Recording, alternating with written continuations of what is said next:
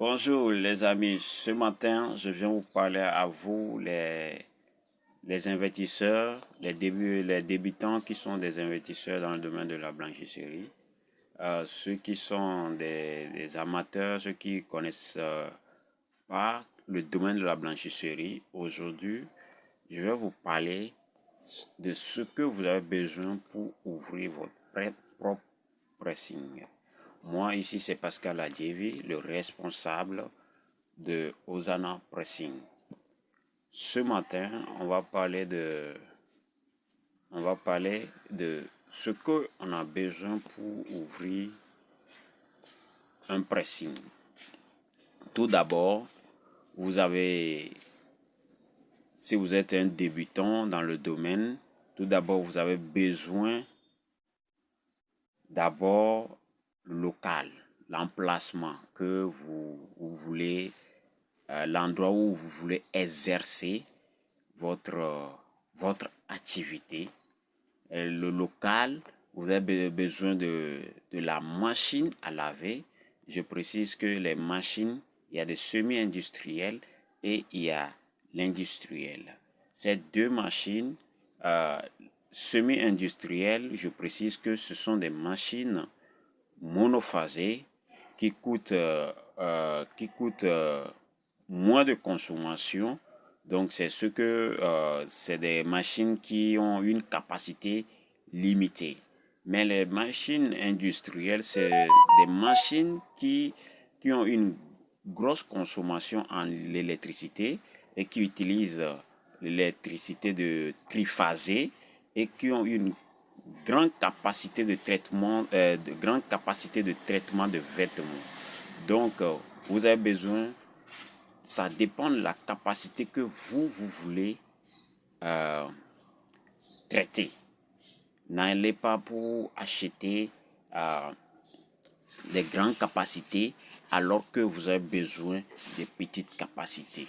Mais si vous avez commencé que le travail marche, et puis là, vous pouvez aller s'aventurer sur des machines d'industriels qui utilisent la capacité, une consommation énorme et aussi qui sont des machines vraiment intelligentes. Même l'autre aussi, c'est des machines intelligentes, mais la différenciation, c'est pas quelque chose de grand. C'est pas quelque chose de grand. Vous voyez un peu, la différence n'est pas grande chose. Donc, c'est ça. Et puis, vous avez besoin aussi de la table à repasser. Vous avez besoin de la table à repasser. La table à repasser, il y a les tables simples et il y a des tables semi-professionnelles et il y a des tables professionnelles. Vous voyez un peu, pour un débutant, vous avez besoin d'une table semi-professionnelle. C'est quoi la table semi-professionnelle? C'est une table qui est équipée d'une pédale. Et le repasseur, quand il repasse, il y a un pédale qui aspire la vapeur qui descend en bas du table. Il y a des gens, vous avez remarqué que votre table mouille en tout moment, en tout temps, c'est parce que vous n'avez pas une table semi-professionnelle. Et la table professionnelle aussi est beaucoup plus équipée. Il y a l'aspirateur d'eau, il y a aussi une option qui fait gonfler pour repasser des t-shirts sans le toucher avec le fer. Vous voyez un peu, c'est ça en fait.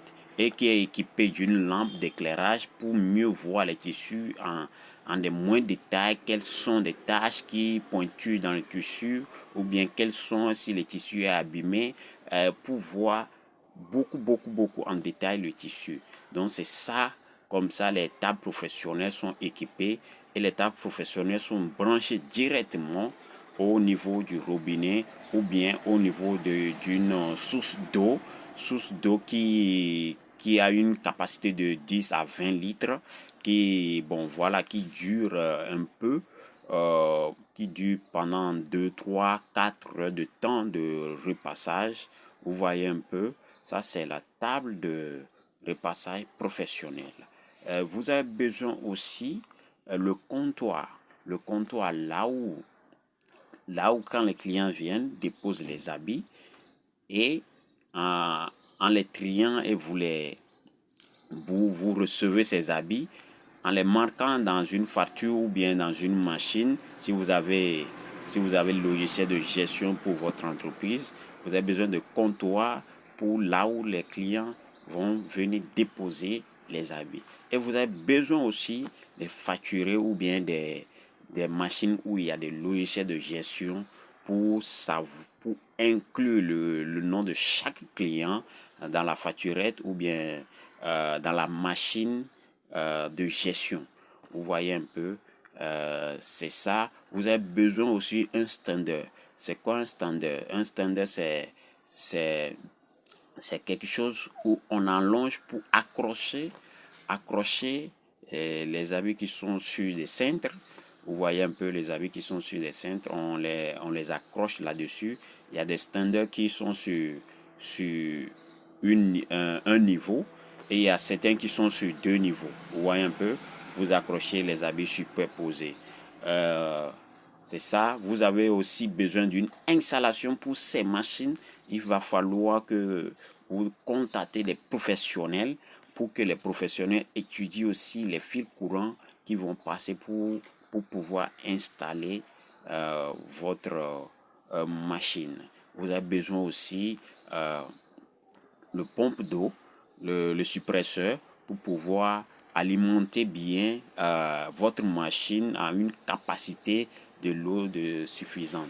Donc, en grosso modo, voici ce que vous avez besoin pour votre pressing.